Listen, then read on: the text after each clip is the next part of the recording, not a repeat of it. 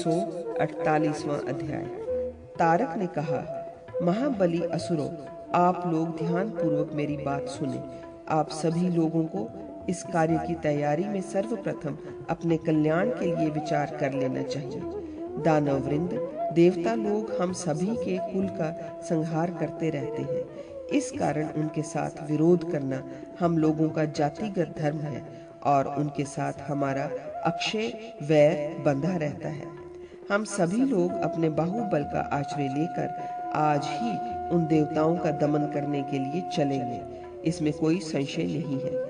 किंतु धिति नंदनों, तपोबल से संपन्न हुए बिना मैं देवताओं के साथ लोहा लेना उचित नहीं समझता। अतः मैं पहले घोर तपस्या करूंगा, तत्पश्चात हम लोग देवताओं को पराजित करेंगे और त्रिलोकी के सुख का उपभोग करेंगे। क्योंकि सुदृढ़ उपाय करने वाला पुरुष ही अन्नपायनी लक्ष्मी का पात्र होता है।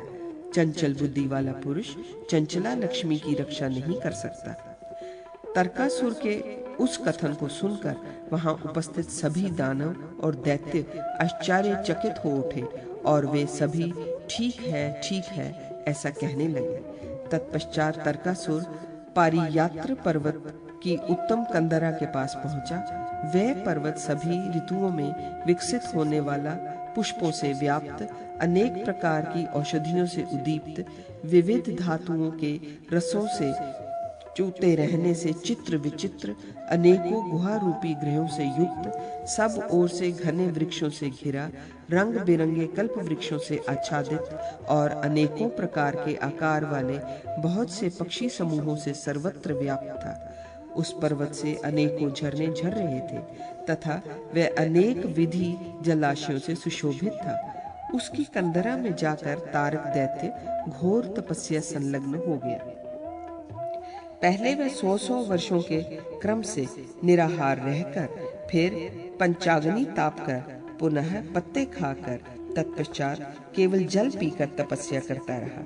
इसके बाद उसने प्रतिदिन अपने शरीर से 16 माशा मांस काट काट कर अग्नि में हवन करना प्रारंभ किया, जिससे उसका शरीर मांस रहित हो गया। इस प्रकार उसके मांस रहित हो जाने पर वह तप्त पुंज सा दिख रहा था। उसके तेज से चारों ओर सभी प्राणी संतप्त हो उठे। समस्त देवगण उसकी तपस्या से भयभीत हो उद्विग्न हो गए। इसी अवसर पर ब्रह्मा उसकी भीषण तपस्या से परम प्रसन्न हो गए। तब वे तारकासुर को वर प्रदान करने के लिए स्वर्ग लोक से चल पड़े और उस पर्वतराज पारियात्र पर जा पहुंचे। वहां वे देवाधिदेव उस पर्वत की कंदरा में स्थित तारक के निकट जाकर उससे मधुर वाणी में बोले। ब्रह्मा जी ने कहा, पुत्र, तुम्हें अब तप करने की आवश्यकता नहीं, वह पूरी हो चुकी। अब तुम्हारे लिए कुछ भी असाध्य नहीं है। अब तुम्हारे मन में जो रुचे वह उत्तम वर मांग लो। ब्रह्मा द्वारा इस प्रकार कहे जाने पर परम पराक्रमी दैत्यराज तारक ने स्वयंभू भगवान ब्रह्मा को प्रणाम किया और विनम्र भाव से हाथ जोड़कर कहा। तारक बोला, सभी प्राणियों के मन में निवास करने वाले देव, आप सभी जीवों की चेष्टा को जानते हैं। प्रायः प्रत्येक मनुष्य अपने शत्रु से बदला लेने की भावना से उसे जीतने का इच्छुक रहता है। हम लोगों का जाति धर्मानुसार देवताओं के साथ वैर है। उन क्रूर कर्मी देवताओं ने धर्म को तिलांजलि देकर प्रायः दैत्यों को निश्शेष कर दिया है। मैं उनका उन्मूलन करने वाला हो जाऊं, ऐसा मेरा विचार है। साथ ही मैं समस्त प्राणियों तथा परम तेजस्वी अस्त्रों द्वारा अवध्य हो जाऊं। यही उत्तम वर मेरे हृदय में स्थित है। देवेश, मुझे यही वर दीजिए। मुझे किसी अन्य वर की अभिलाषा नहीं है। ये सुनकर सुरनायक ब्रह्मा उस दैत्यराज से बोले, दैत्य श्रेष्ठ, कोई भी देहधारी जीव मृत्यु से नहीं बच सकता। अर्थात जो जन्म धारण करता है उसकी मृत्यु अवश्य होती है। इसलिए जिससे तुम्हें मृत्यु की आशंका न हो, उसी से अपनी मृत्यु का वर मांग लो। तब गर्व से मूढ़ हुए महासुर दैत्यराज तारक ने भली भांति सोच विचार कर 7 दिन के बालक के हाथ से अपनी मृत्यु का वर मांगा। तदनंतर देवादिदेव ब्रह्मा उसके मन के अभिलाषा अनुसार उसे वर देकर स्वर्ग लोक को चले गए। इधर दैत्यराज तारक भी अपने निवास स्थान को लौट आया। तब सभी दैत्याधिपति तपस्या को पूर्ण करके लौटे हुए उस दैत्यराज तारक को घेर कर इस प्रकार बातें करने लगे जैसे स्वर्ग लोक में देवगण इंद्र को घेर कर बातें करते हैं। दैत्यों के उस महान साम्राज्य पर दैत्य नंदन तारक के अवस्थित होने पर छहों ऋतुएं शरीर धारण कर अपने अपने काल के अनुसार सभी गुणों से युक्त हो उपस्थित हुई। सभी लोकपाल उसका किंकर बनकर रहने लगे। कांति, द्युति, धृति, मेधा और श्री ये सभी देवियां गुण युक्त होकर निष्कपट भाव से उस दानवराज की ओर देखती हुई उसे घेर कर खड़ी रहती थी। जब वह दैत्यराज शरीर में काला अगुरु का लेप कर बहुमूल्य मुकुट से विभूषित हो और मनोहर बाजूबंद बांधकर विशाल सिंहासन पर बैठता, तब श्रेष्ठ अप्सराएं उस पर निरंतर पंखा झलती रहती थी और क्षण मात्र के लिए भी उससे पृथक नहीं होती थी। मुनिवरों, उसके महल में चंद्रमा और सूर्य दीप के स्थान पर, वायुदेव पंखों के स्थान पर तथा कृतांत उसके अग्रेसर के स्थान पर नियुक्त हुए। इस प्रकार बहुत सा समय व्यतीत हो जाने पर एक दिन उत्कृष्ट वर प्राप्ति से गर्वित हुआ दैत्यराज तर्कासुर अपने मंत्रियों से बोला। तारक ने कहा, अमात्यो, स्वर्ग लोक पर आक्रमण किए बिना मुझे इस राज्य से क्या लाभ? देवताओं से वैर का बदला चुकाए बिना मेरे हृदय में शांति कहाँ? अभी भी देवगण स्वर्ग लोक में यज्ञांशों का उपभोग कर रहे हैं। विष्णु लक्ष्मी को नहीं छोड़ रहा है और निर्भय होकर स्थित है। स्वर्ग लोक में क्रीड़ागारों में मदिरा की गंध से युक्त दुबले पतले शरीर वाले श्रेष्ठ देवगण सुंदरी देवांगनाओं द्वारा अलंगित किए जाते हैं। कोई भी व्यक्ति यदि जन्म लेकर अपना पुरुषार्थ नहीं प्रकट करता तो उसका जन्म लेना व्यर्थ है। उससे तो जन्म न लेने वाला ही विशिष्ट है। जो पुरुष माता पिता की कामनाओं को पूर्ण नहीं करता, अपने बंधुओं का शोक नष्ट नहीं करता और हिम के समान उज्जवल कीर्ति का अर्जन नहीं करता, वह जन्म लेकर भी मरे हुए के समान है। ऐसा मेरा विचार है। इसलिए श्रेष्ठ देवताओं को जीतने तथा त्रिलोकी की लक्ष्मी का अपहरण करने के लिए शीघ्र ही मेरा 8 पहिए वाला रथ, अजेय दैत्य सैन्य समूह, स्वर्ण पत्र जटित ध्वज और मुक्तका की लड़ियों से सुशोभित छत्र तैयार किया जाए। दैत्यराज तारक की बात सुनकर उसके सेना नायक महाबली ग्रसन नामक दानव ने उसके आज्ञा अनुसार कार्य करना आरंभ किया। उसने तुरंत ही गंभीर शब्द करने वाली भेरी बजाकर दैत्यों को बुलाया। फिर 8 पहियों से विभूषित रथ में 1000 घोड़े जोत दिए गए।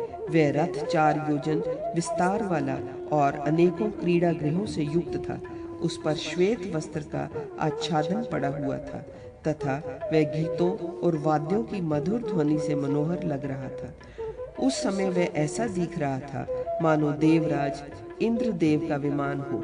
उस समय 10 करोड़ दैत्याधिपति उपस्थित थे। वे सभी दैत्य प्रचंड पराक्रमी थे।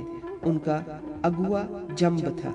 इसके बाद कुंजम्ब, महिष, कुंजर, मेघ, कालनेमी, निमि, मथन, जम्भक और शुंभ नामक 10 दैत्येंद्र सेना नायक थे।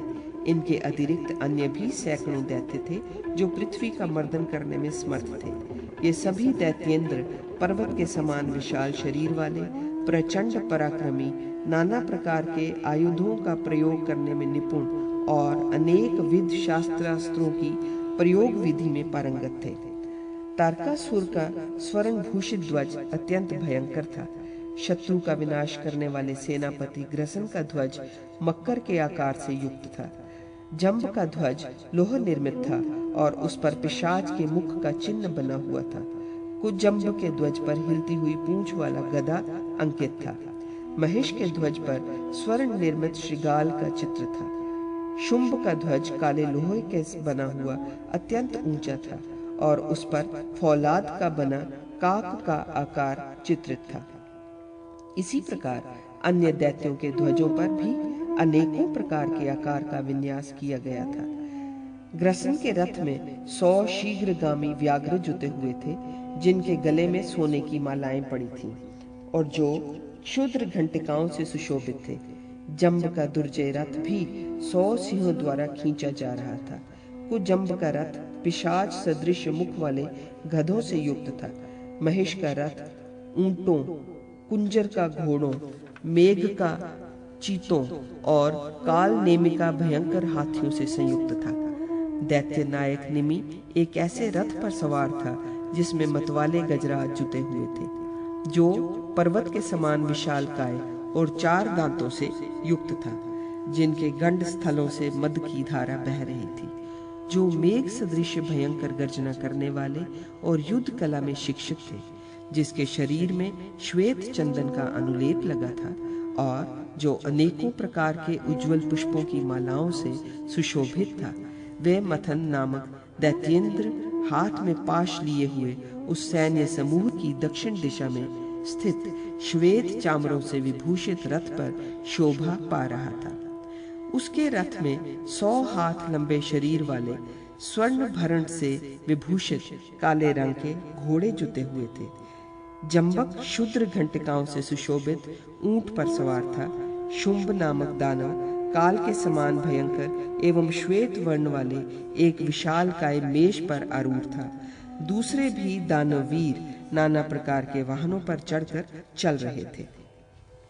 वे सभी दैत्य अद्भुत पराक्रम पूर्ण कर्म करने वाले कुंडल और पगड़ी से विभूषित, अनेक प्रकार के दुपट्टों से सुशोभित, नाना प्रकार की मालाओं से सुसज्जित और अनेक विधि सुगंधित पदार्थों से सुवासित थे।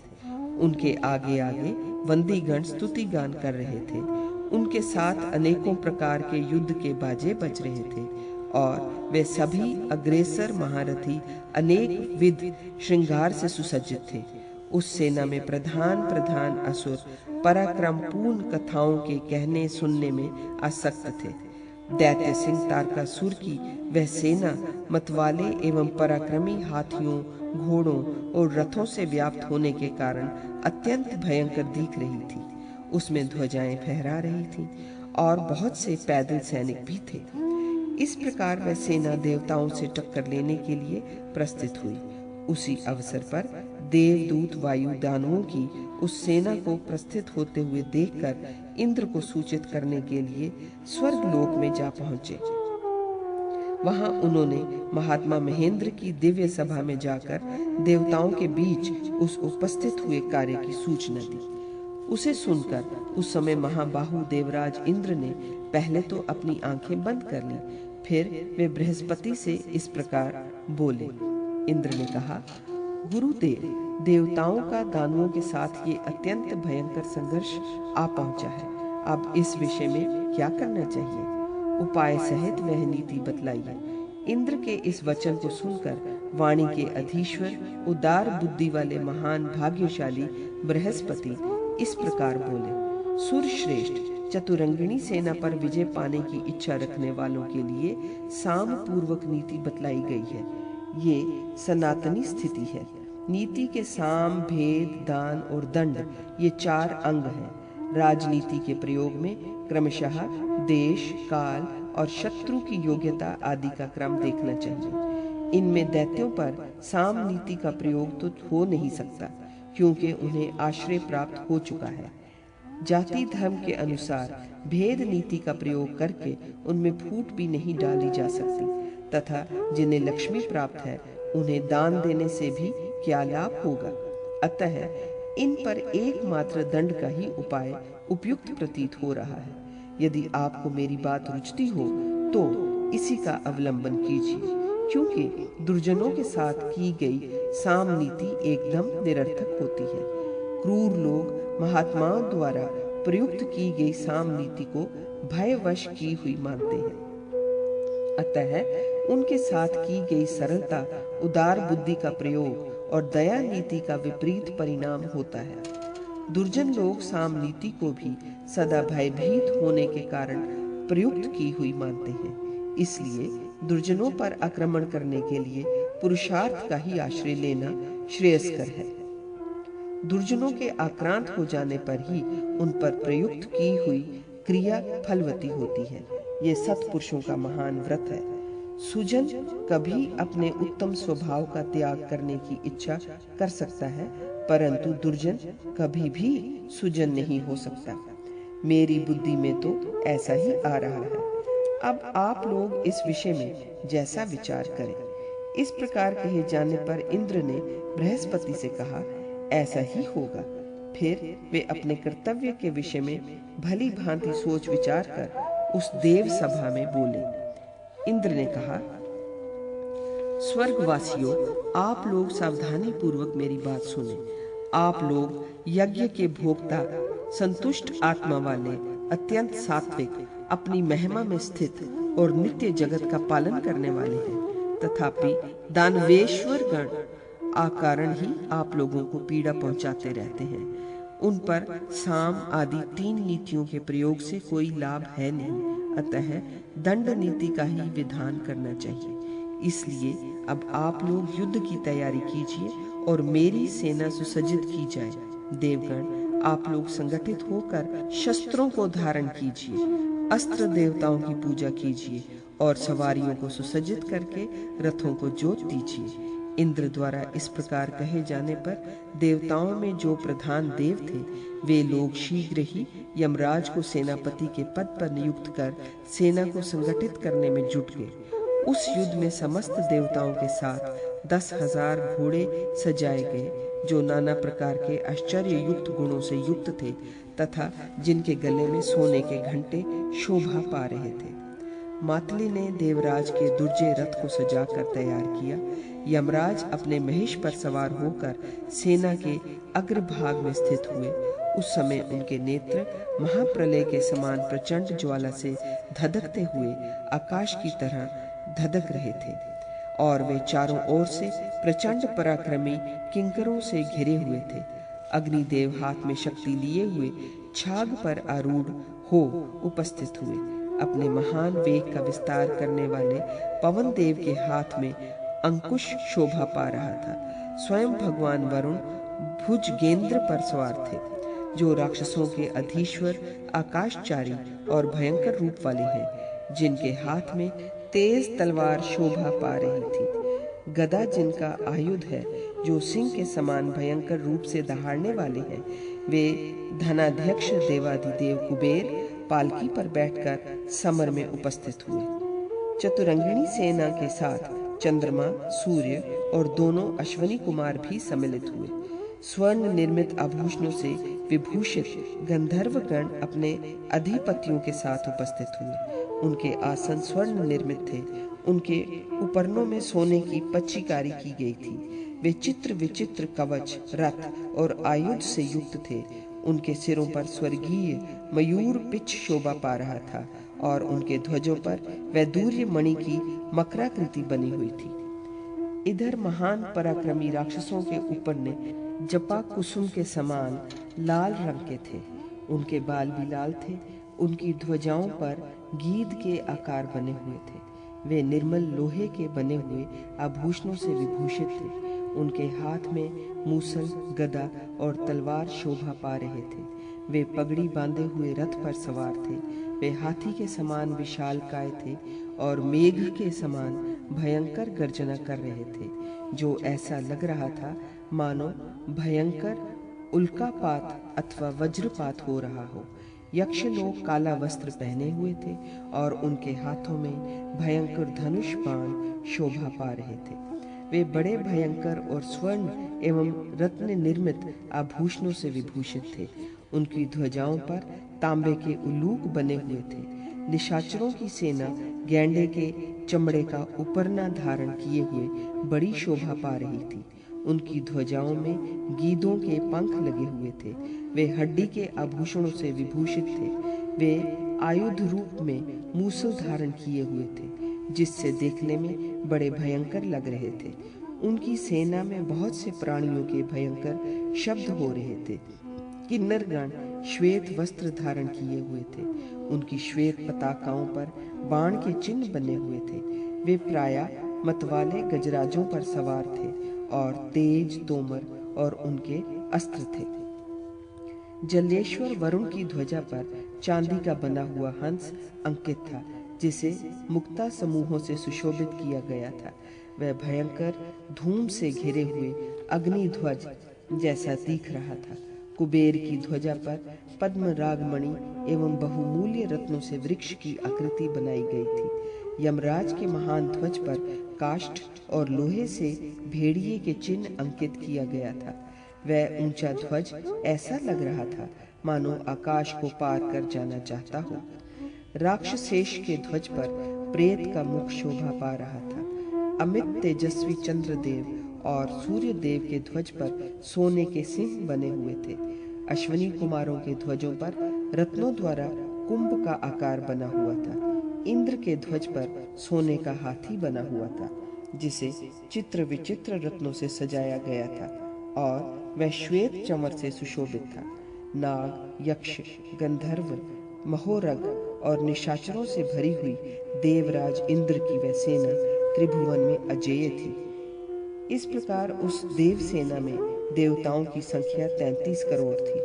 उस समय स्वर्गलोक में सहस्र नेत्रधारी महाबली पाक शासन इंद्र ऐरावत नामक गजराज पर, जो हिमालय के समान विशालकाय था, जिसके श्वेत कान चंवर के समान हिल रहे थे, जिसके गले में स्वर्ण निर्मित कमलों की निर्मल एवं सुंदर माला लटक रही थी, जिसके उज्जवल मस्तक पर कुमकुम से पत्र भंगी की रचना की गई थी तथा जिसके कपोल पर भ्रमर समूह क्रीड़ा करते हुए मंडरा रहे थे, बैठे हुए शोभा पा रहे थे।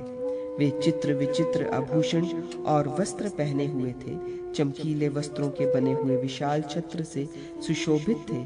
उनके बाजूबंद की फैलती हुई प्रभा भुजा के अग्रभाग को सुशोभित कर रही थी और हजारों बंदी उनकी स्तुति कर रहे थे।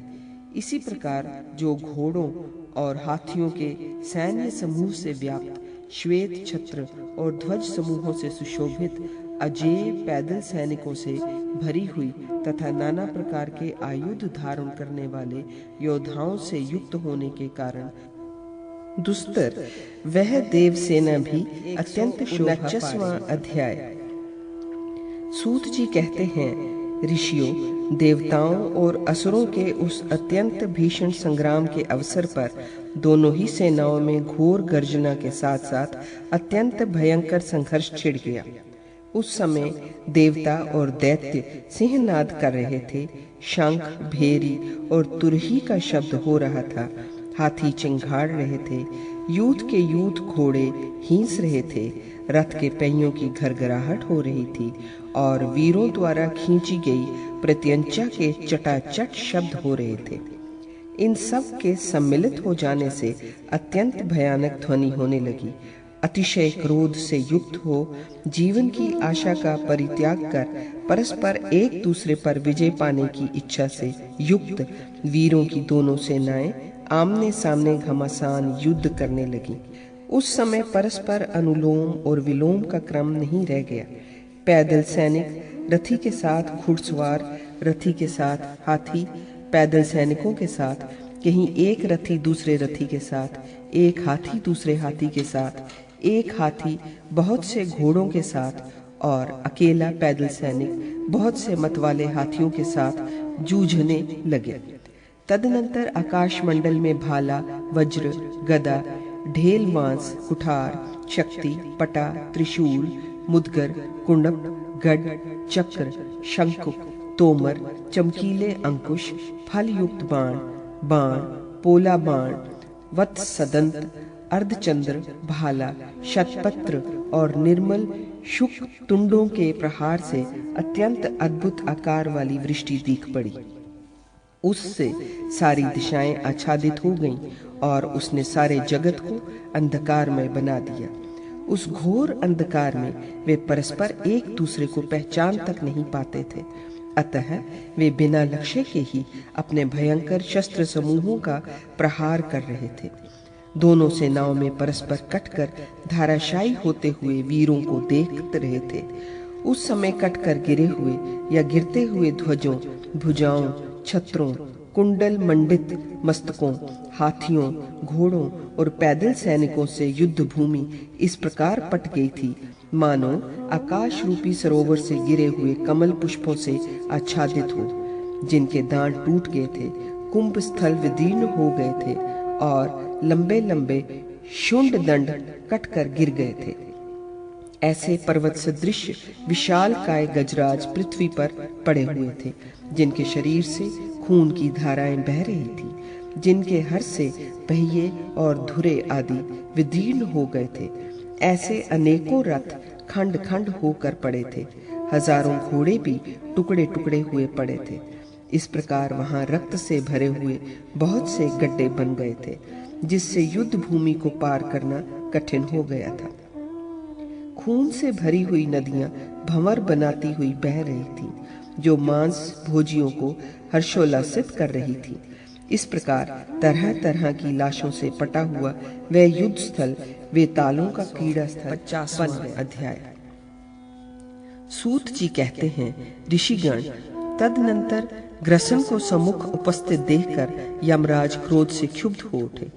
उन्होंने ग्रसन के ऊपर अग्नि के समान तेजस्वी बाणों की वर्षा प्रारंभ कर दी। अत्यंत पराक्रमी ग्रसन भी बहुसंख्यक बाणों के प्रहार से घायल होकर भयंकर धनुष की प्रत्यंचा चढ़ाकर अत्यंत भीषण 500 बाणों से यमराज को बींध डाला। उन बाणों के आघात से ग्रसन के प्रबल पुरुषार्थ का भली भांति विचार कर यमराज पुनः घोर बाण वृष्टि द्वारा ग्रसन को पीड़ा पहुंचाने लगे। तब दानवेश्वर ग्रसन ने गगन मंडल में फैलती हुई यमराज की उस बाण वृष्टि को अपने बाणों की वर्षा से छिन्न भिन्न कर दिया। इस प्रकार अपनी उस बाण वृष्टि को विफल हुई देखकर यमराज अपने बाण समूहों के विषय में विचार करने लगे। तत्पश्चात उन्होंने उस ग्रसन के रथ पर बड़े वेग से अपना भयंकर मुग्दर फेंका।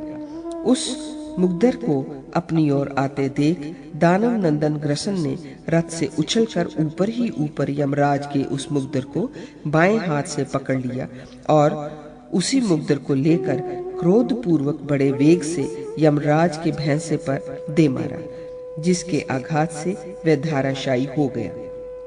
तब यमराज उस गिरते हुए भैंसे की पीठ से उछलकर अलग हो गए। फिर तो उन्होंने भाले से ग्रसन के मुख पर गहरी चोट पहुंचाई। तब भाले के प्रहार से मूर्छित होकर ग्रसन भूतल पर गिर पड़ा। ग्रसन को धाराशायी हुआ देखकर भयंकर पराक्रमी जंब ने बिंदीपाल से यमराज के हृदय पर प्रहार किया। उस प्रहार से घायल होकर यमराज मुख से खून उगलने लगे। इस प्रकार यमराज को घायल हुआ देखकर धनेश्वर कुबेर ने हाथ में गदा लेकर 10 लाख यक्षों के साथ क्रोध पूर्वक जंब पर धावा किया। तब क्रोध पूर्वक कुबेर को आक्रमण करते देखकर दानवों की सेना से घिरा हुआ बुद्धिमान जंब प्रेमी द्वारा कही गई मधुर वाणी की तरह वचन बोला। इतने में ही ग्रसन की चेतना लौट आई। फिर तो उसने यमराज पर ऐसी गदा का प्रहार किया जो बड़ी वजनदार थी, जिसमें मणि और सुवर्ण जड़े हुए थे तथा जो शत्रुओं का विनाश करने वाली थी। उस अप्रत्याशित गदा को अपनी ओर आती देखकर महिष वाहन यमराज ने क्रोध पूर्वक उस गदा का प्रतिरोध करने के लिए अपने उस दंड को छोड़ दिया, जो संसार का विनाश करने में समर्थ और अत्यंत भयंकर था तथा जिससे अग्नि के समान लपटें निकल रही थी। वह दंड आकाश में गदा से टकराकर मेघ की सी गर्जना करने लगा। फिर तो दंड और गदा में 2 पर्वतों की भांति दुस्सह संघर्ष छिड़ गया। उन दोनों अस्त्रों के टक्कर से उत्पन्न हुए शब्द से सारी दिशाएं जड़ हो गईं और जगत प्रलय के आगमन की आशंका से व्याकुल हो गया। क्षण मात्र पश्चात शब्द शांत हो गया और उन दोनों के मध्य जलती हुई उल्का के समान प्रकाश होने लगा। उन दोनों के संघर्ष से आकाश मंडल अत्यंत भयंकर दिख रहा था। तदनंतर दंड ने गदा को तोड़ मरोड़ कर ग्रसन के मस्तक पर ऐसा कठोर आघात किया जैसे दुराचारी का अनिष्ट उसी की श्री का नाश करके उसे समाप्त कर देता है। उस प्रहार से व्याकुल हुए ग्रसन को सारी दिशाएं अंधकार में ही दिखाई देने लगी, अर्थात उसकी आंखों तले अंधेरा छा गया। वे चेतना रहित होकर भूतल पर गिर पड़ा और उसका शरीर पृथ्वी की धूल से धूसरित हो गया। तत्पश्चात दोनों सेनाओं में भयंकर हाहाकार मच गया। तदनंतर 2 घड़ी के पश्चात जब ग्रसन की चेतना वापस लौटी, तब उसने देखा कि उसका शरीर ध्वस्त हो गया है और उसके आभूषण तथा वस्त्र अस्त व्यस्त हो गए हैं। फिर तो वह भी ऐसा करने वाले से बदला चुकाने का विचार करने लगा। वह मन ही मन सोचने लगा, मुझ जैसी बलि पुरुष के जीते जी स्वामी के परिभव के लक्षण दिखाई पड़ रहे हैं। मेरे पराजित हो जाने पर मेरे आश्रित रहने वाली सेनाएं भी नष्ट हो जाएंगी। अयोग्य पुरुष ही स्वच्छंदचारी हो सकते हैं, किंतु जो पुरुष सैकड़ों बार योग्य घोषित किया जा चुका है वह स्वच्छंद नहीं हो सकता।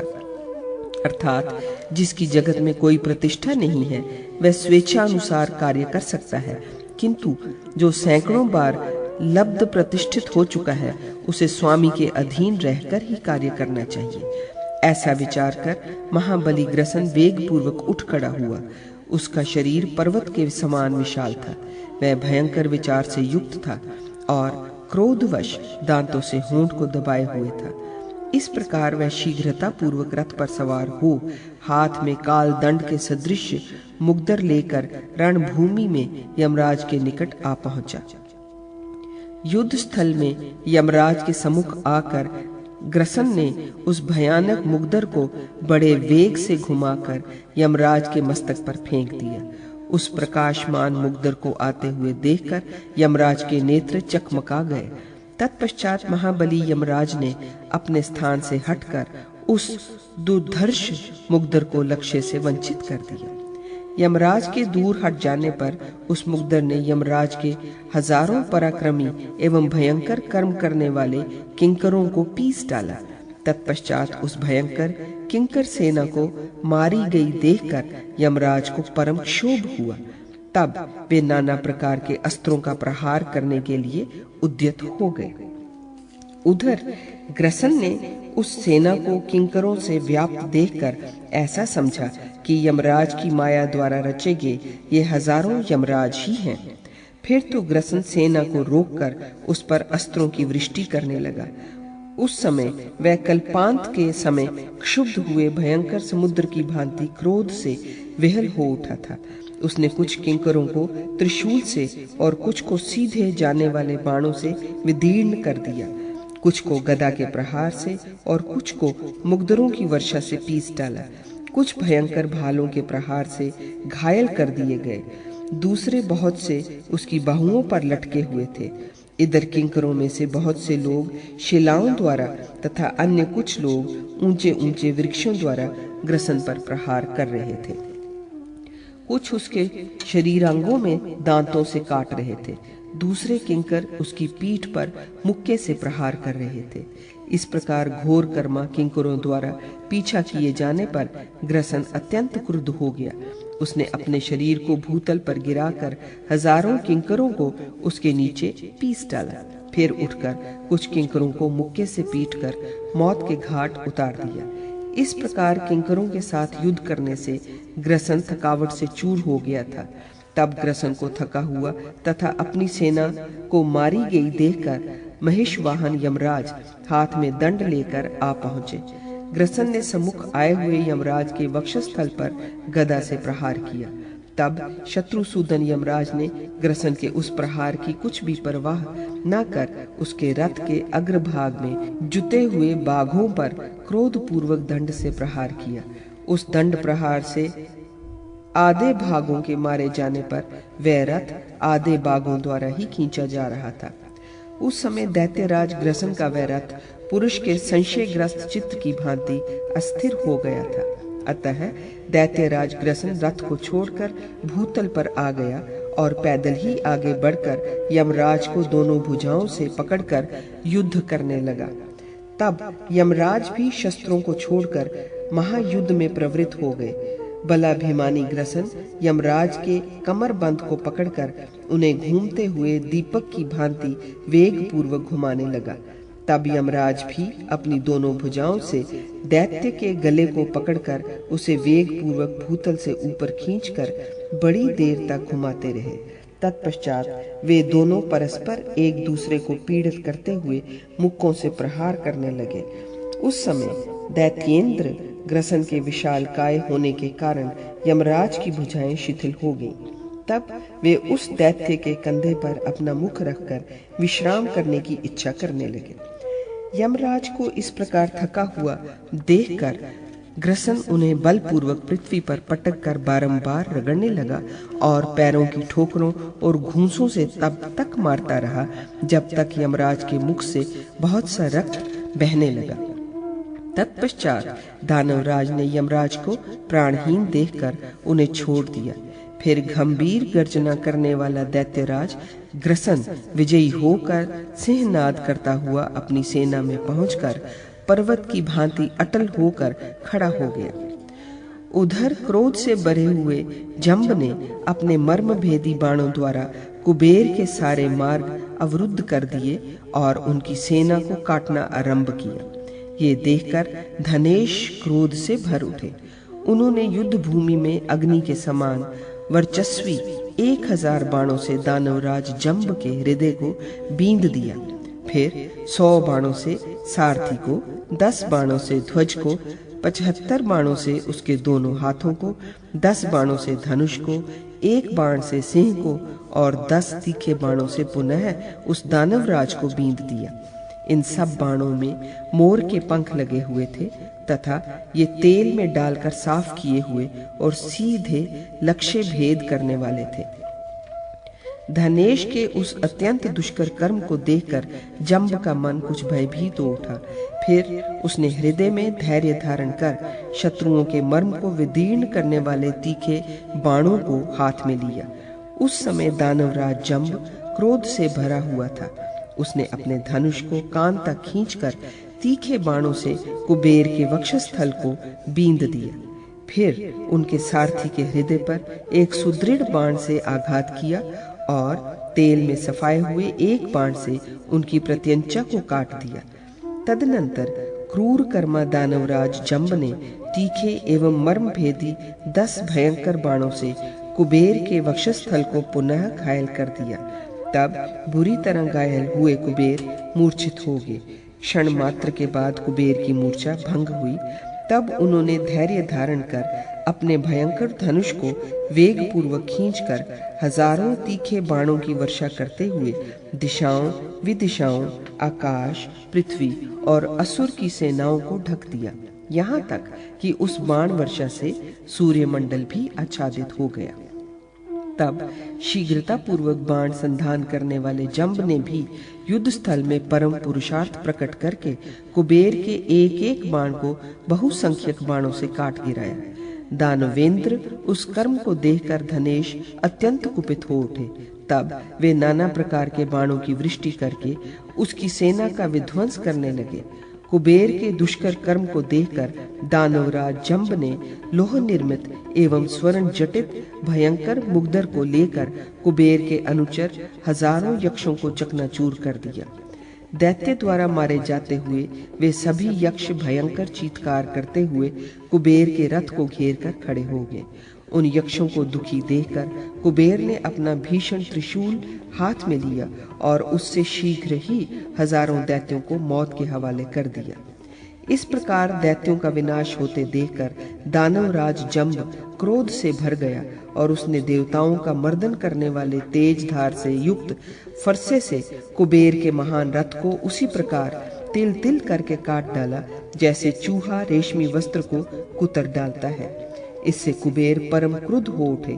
तब उन्होंने पैदल ही अपनी उस भयंकर गदा को, जो बड़े बड़े युद्धों में गर्वीले शत्रुओं का विनाश करने वाली, सभी प्राणियों के लिए अदृश्य, बहुत वर्षों से पूजित, नाना प्रकार के चंदनों के अनुलेप से युक्त, दिव्य पुष्पों से सुवासित, निर्मल लोह की बनी हुई, वजनदार, अमोघ और स्वर्ण भूषित थी, हाथ में लेकर जंब के मस्तक को लक्ष्य बनाकर छोड़ दिया।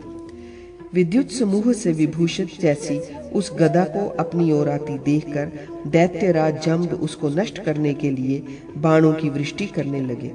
यद्यपि प्रचंड पराक्रमी जंब स्वर्ण निर्मित बाजूबंदों द्वारा विभूषित भुजाओं से चक्र, कुणपों, भालों, भुशुंडियों और पटिशोकों का प्रहार कर रहा था, तथापि चमकती हुई वह भयंकर गदा उन सभी आयुधों को विफल कर जंब के वक्षस्थल पर उसी प्रकार गिरी मानो पर्वत की कंदरा में विशाल उल्का आ गिरी हो। उस गदा के आघात से अत्यंत घायल हुआ जंब रथ के कुबर पर गिर पड़ा। उसके शरीर के छिद्रों से खून की धारा बहने लगी, जिससे वह चेतना रहित हो गया। जंब को मरा हुआ समझकर भयंकर गर्जना करने वाला क्रोधी कुजंब कुबेर के वाक्य से अत्यंत कुपित हो उठा। उसने यक्षराज के चारों ओर बाणों का जाल बिछा दिया।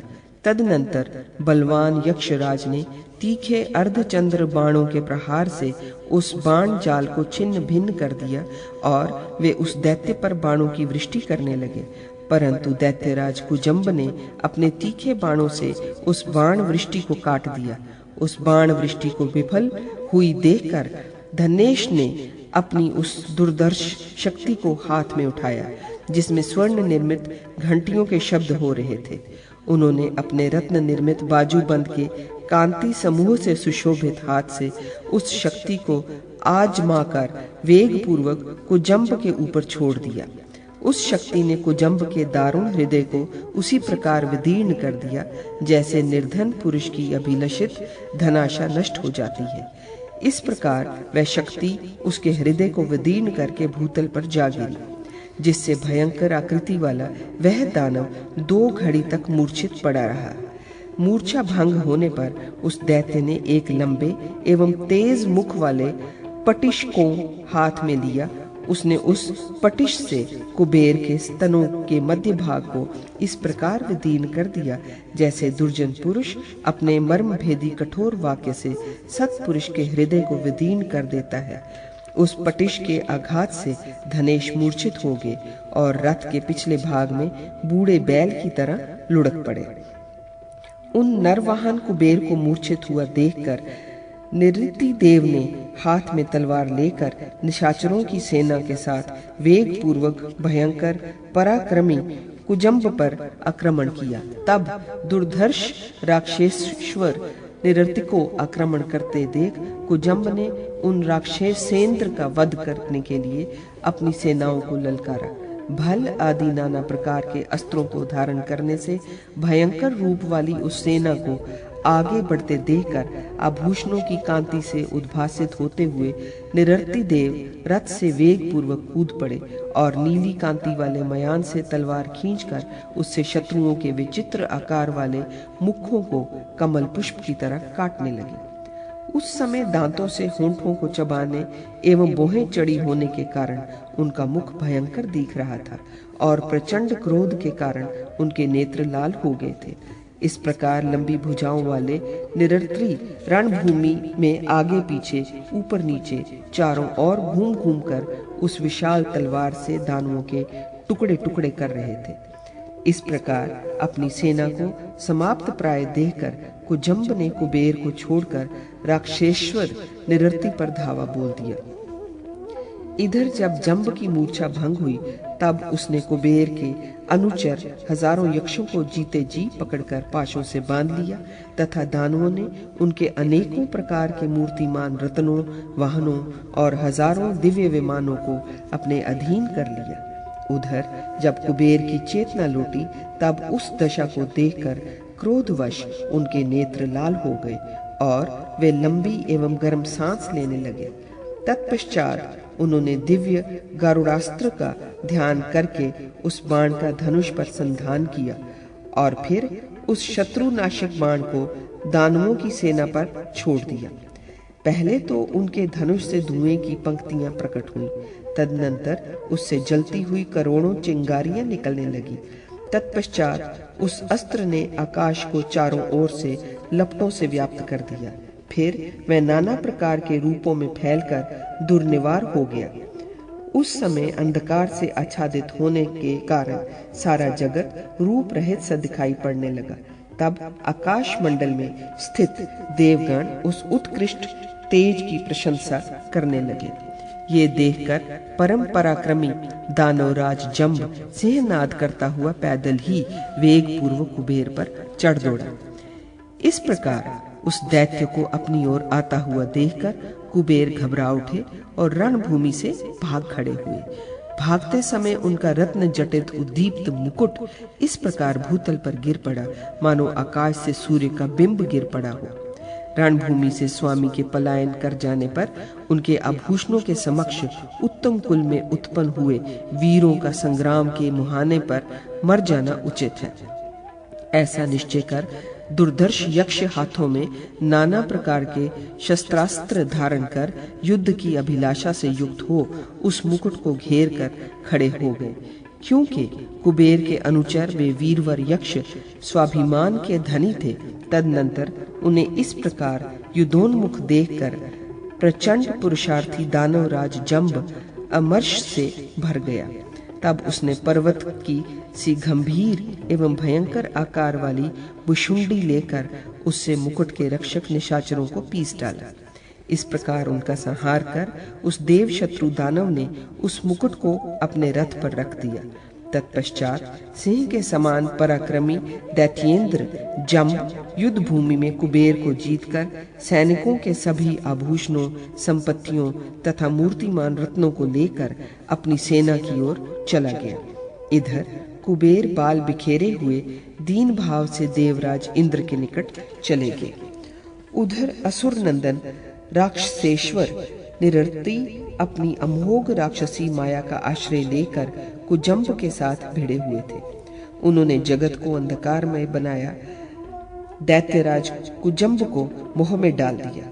उससे दानवों की सेना में किसी को कुछ सूझ नहीं पड़ता था। वे एक पग से दूसरे पग तक भी चलने में असमर्थ हो गए थे।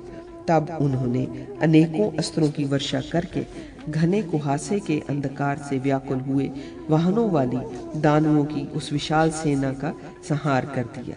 इस प्रकार दैत्यों के मारे जाने एवं कुजम्ब के किंकर्तव्य विमूढ़ हो जाने पर प्रलयकालीन मेघ के समान शरीर वाले दानवेंद्र महेश ने उल्का समूह से सुशोभित सवित्र नामक अस्त्र को प्रकट किया। उस प्रतापशाली सवित्र नामक परमास्त्र के प्रकट होते ही सारा निविड़ अंधकार नष्ट हो गया। तत्पश्चात उस अस्त्र से चिंगारियां निकलने लगी, जिन्होंने संपूर्ण अंधकार को नष्ट कर दिया। उस समय सारा जगत शरद ऋतु में खिले हुए लाल कमल समूहों से व्याप्त निर्मल सरोवर की भांति शोभा पाने लगा। इस प्रकार अंधकार के नष्ट हो जाने पर जब दैत्येंद्रों को पुनः नेत्र ज्योति प्राप्त हो गई, तब वे क्रूर मन से देव सेनाओं के साथ अद्भुत संग्राम करने लगे। क्रोध से भरे हुए दैत्य शास्त्रों का प्रहार तो कर ही रहे थे, साथ ही उन्होंने भुजांगास्त्र का भी प्रयोग किया। तदनंतर कुजम्ब ने अपना भयंकर धनुष और सर्प विष के समान विषैले बाणों को लेकर शीघ्र ही राक्षस राज की सेना पर धावा किया। तब अनुचरों सहित राक्षसेंद्र निरृत्य ने उस दैत्य को आक्रमण करते देखकर उसे विषैले सर्पों के समान भीषण एवं तीखे बाणों से बींध दिया। उस समय वे इतनी फुर्तीली बाण चला रहे थे कि बाण का लेना, संधान करना और छोड़ना दीख ही नहीं पड़ता था। विचित्र कर्म करने वाले राक्षसेश्वर ने बड़ी फुर्ती से अपने बाणों द्वारा उस देवद्रोही दैत्य के बाण समूहों को काट दिया और एक अत्यंत तेज बाण से उसके ध्वज को भी काट गिराया। साथ ही एक भाला मारकर उसके सारथी को भी रथ पर बैठने के स्थान से नीचे गिरा दिया। युद्ध स्थल में राक्षसेश्वर उस कर्म को देखकर कुजम्ब के नेत्र क्रोध से लाल हो गए। तब उस दानव ने वेग पूर्वक रथ से कूदकर शरतकालीन आकाश की भांति निर्मल तलवार और उदयकालीन चंद्रमा के समान 10 चिन्हों से सुशोभित ढाल हाथ में उठा लिया। फिर तो वह दैत्य रणभूमि में बड़े पराक्रम से राक्षसेश्वर की ओर झपटा। उसे निकट आया हुआ देखकर राक्षसेश्वर ने उसके हृदय पर मुग्धर से प्रहार किया। उस प्रहार से कुजम्ब क्षतिग्रस्त होकर विक्षुब्ध हो उठा। उस समय वह धैर्यशाली दानव निश्चेष्ट होकर पर्वत की तरह खड़ा रह गया। 2 घड़ी के बाद आश्वस्त होने पर अत्यंत दुर्जय दानवेश्वर ने रथ पर आरूढ़ हो बाएं हाथ से राक्षसेश्वर को पकड़ लिया। तब क्रोध से भरा हुआ दैत्य कुजम्ब निरृत्री के बालों को पकड़कर और घुटनों से दबाकर खड़ा हो गया तथा तलवार से उनका सिर काट लेने के लिए उद्यत हो गया। इसी बीच जलेश वरुण देव ने शीघ्र ही अपने पास से दानवेंद्र की दोनों भुजाओं को बांध दिया। इस प्रकार दोनों भुजाओं के बंध जाने पर दैत्य का पुरुषार्थ विफल कर दिया गया।